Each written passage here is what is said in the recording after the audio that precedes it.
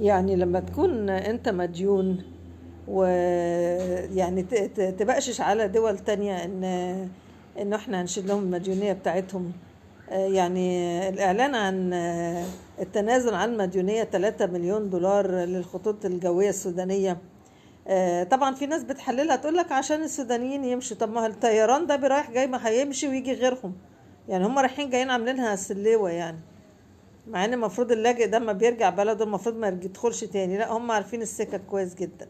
دي حاجة.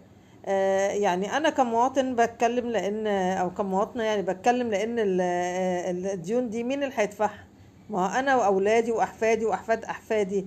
المبالغ اللي هي تكونت الديون الحالية ديت كل هيدفعها يعني.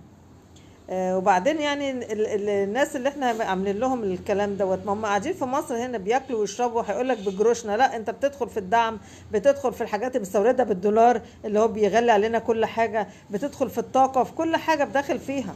يبقى ما تقوليش بقى بتغلي علينا الاسعار الشقق، لان انت بتسكن بالشقق 10 اسر في شقه، فبتغلي بتدفع مبلغ كبير، فطبعا بتغلي على الناس. ف يعني غير ان واحده سودانيه طلعت تقول لك ان مصريين عليهم ان هم يرحلوا لان دي بلدنا. هو الاستفزاز ده ايه يعني؟ يعني الاستفزاز ده ملوش نهايه. الشعب يعني الناس تعبت والناس اعصابها تعبت، وبعدين تقولوا ان احنا اللي بنعمل الفتن. فتن ازاي يعني؟ واللي طلعت تقول لك دي بلدنا دي مش محترمه نفسها ليه؟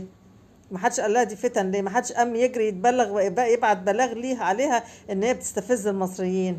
وغير بقى الصور اللي حاطينها بقلة الأدب والسفالة، فيديوهات عليها علم مصر وفي أوضاع قذرة يعني احنا مين واقف معانا؟ مين ينجد المواطن المصري ده اللي مش عارف يروح فين ولا يجي منين؟ ولما يتكلم ويعترض يبص لاقي واحدة طلعت معرفش منين تعمل له بلاغ. بلاغ ايه؟ انا مش الوطنية مش بلاغ. الوطنية ديت لو واحد يعني يبقى مع بلده، مش ان هو يقف مع ناس تانية ضد بلده ويقول لك فتنة.